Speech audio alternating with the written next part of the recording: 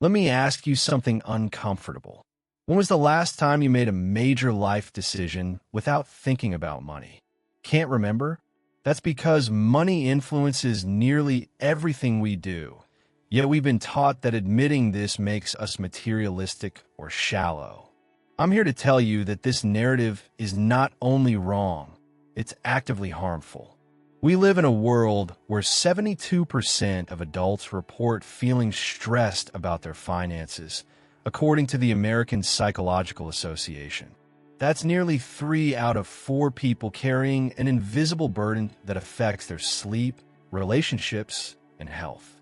Yet somehow, we've created a culture where caring about financial security is seen as greedy. Today, we're going to dismantle this damaging myth and explore why money matters far more than society wants us to admit. Here's what nobody wants to talk about. When you don't have enough money, every single decision in your life gets filtered through the lens of cost. Can I afford this grocery item? Should I take this job opportunity if it requires relocating? Can I help my friend who's struggling? Should I start a family when I can barely support myself? This isn't just about being broke. It's about being trapped in what I call a decision-making prison, where your choices are dictated by your bank account balance rather than your actual desires and values.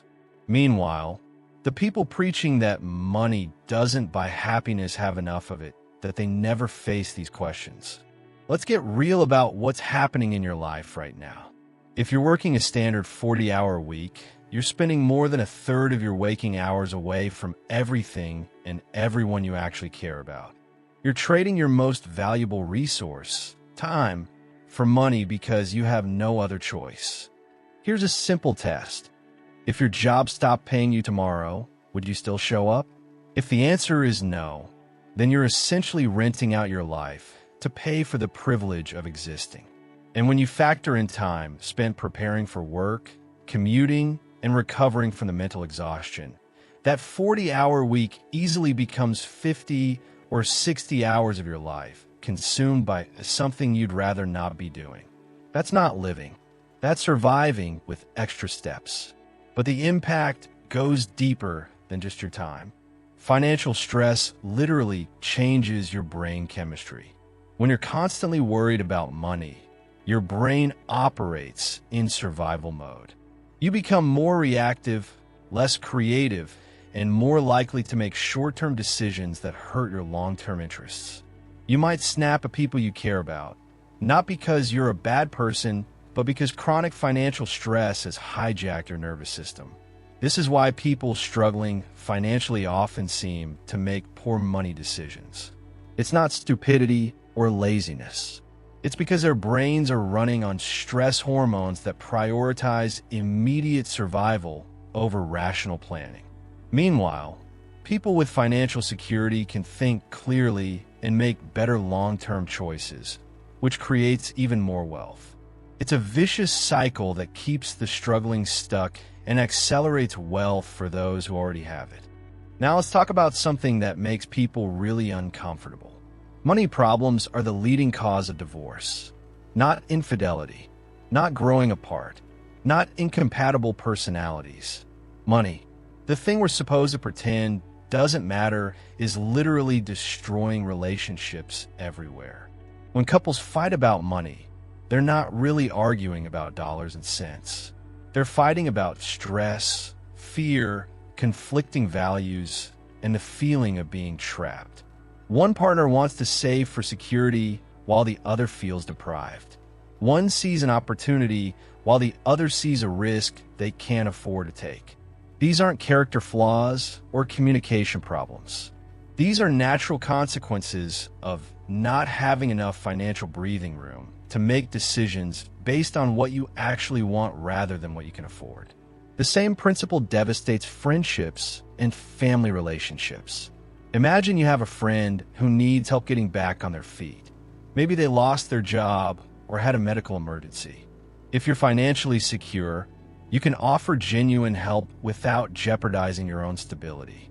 But if you're barely making ends meet, you're stuck in the horrible position of wanting to help someone you care about while knowing that doing so could destroy your own situation. That's not a character test. That's a resource constraint that creates emotional pain for everyone involved. If you have children, money determines how much time you can spend with them versus how much time you must spend earning money to support them. It affects the quality of education they receive, the experiences you can share together, and the opportunities you can provide for their future. This isn't about spoiling children or buying them everything they want. It's about having the financial flexibility to be present for important moments instead of missing them because you had to work. Your health is directly connected to your financial situation too.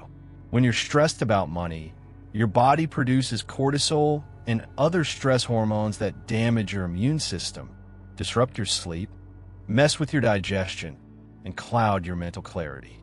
People experiencing financial stress are more likely to develop anxiety, depression, and numerous physical ailments. They're also less likely to seek medical care when they need it because they're worried about the cost. So the very thing making them sick is also preventing them from getting better. Let that sink in. Here's where things get interesting, and this is something wealthy people understand but rarely discuss openly. Having money isn't primarily about buying expensive things. It's about buying choices.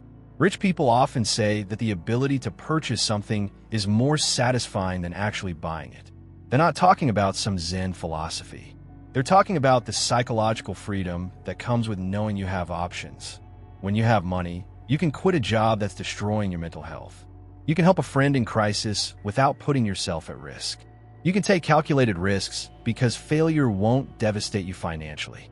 You can say no to opportunities that don't align with your values because you're not desperate. But when you're living paycheck to paycheck, every opportunity becomes a necessity. You take the higher paying job even if it makes you miserable. You can't help struggling friends because you're struggling too. And you make decisions based on fear rather than possibility. This is what people mean when they say money buys freedom. It's not about buying yachts or designer handbags. It's about having the resources to make choices aligned with your values rather than your desperation. Think about the last time someone offered you an amazing opportunity that required some upfront investment or temporary income reduction.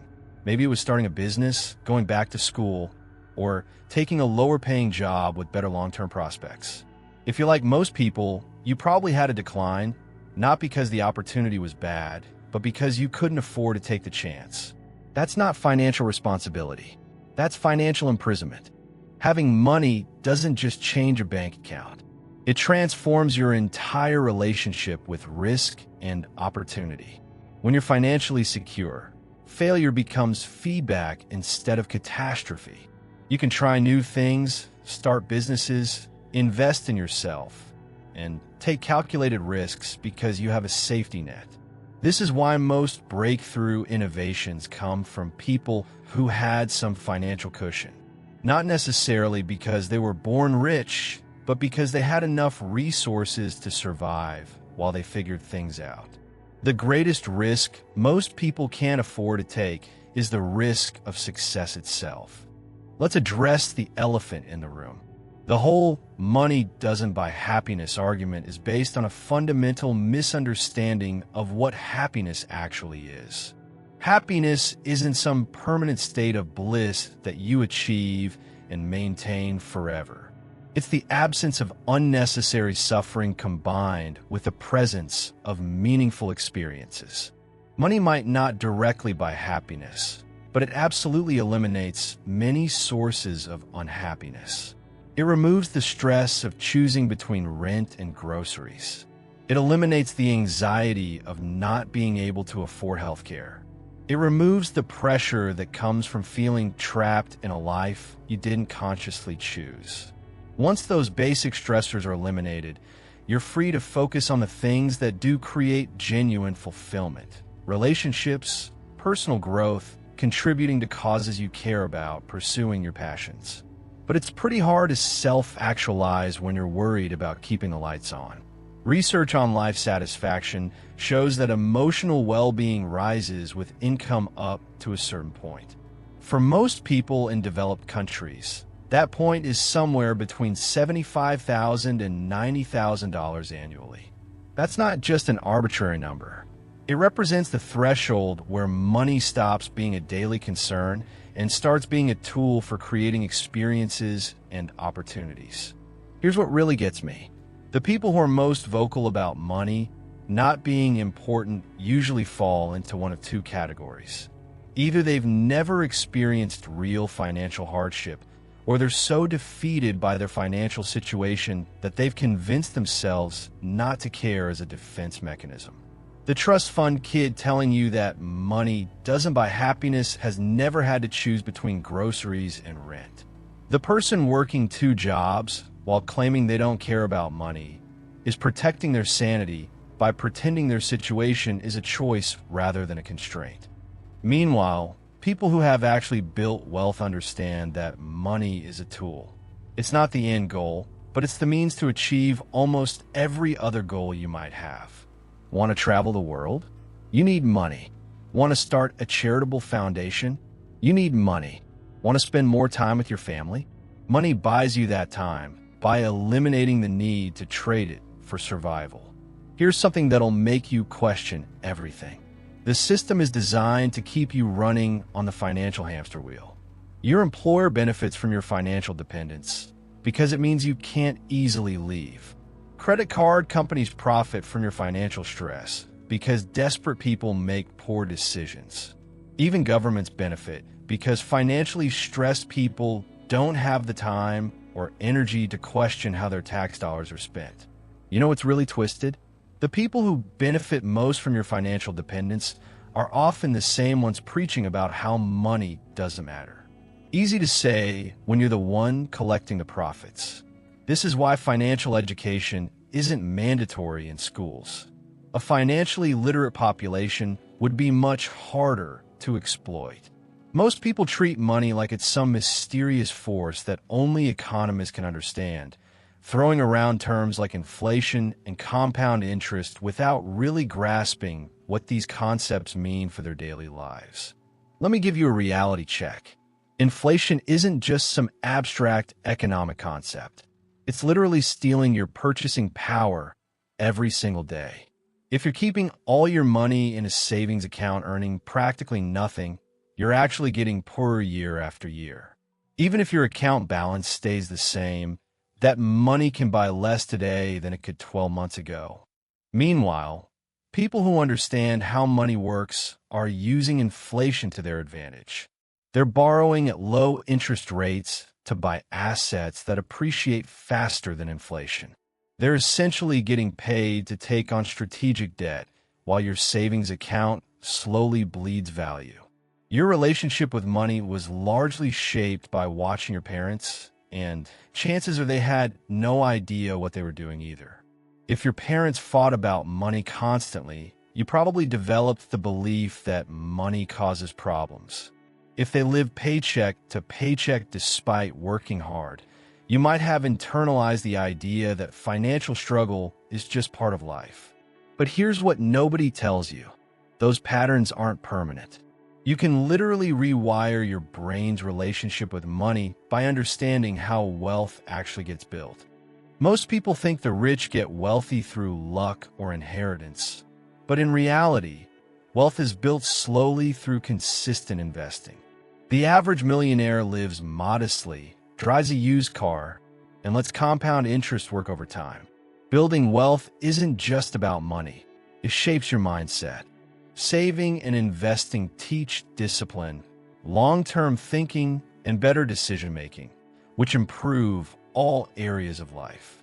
The goal isn't to be ultra-rich, but to have enough money to remove financial stress and create choices. You don't need millions to feel financially free, just enough to cover your needs and handle emergencies. Spending money to look rich doesn't build wealth. Truly wealthy people focus on investing, not appearances, which is why the millionaire next door often lives simply. Look, I'm not here to tell you to become obsessed with money or to judge your worth by your bank balance. But pretending money doesn't matter while it controls every major decision in your life isn't enlightenment. It's self-deception. Money is a tool, and like any tool, it's better to have it and not need it than to need it and not have it. Stop letting people who benefit from your financial dependence convince you that wanting security makes you shallow. Your future self will thank you for caring about money today. Because at the end of the day, money might not buy happiness, but it sure as hell buys choices, freedom, and the ability to live life on your own terms. And that matters more than we're willing to admit. If this helped you, subscribe for more practical ideas on money and life.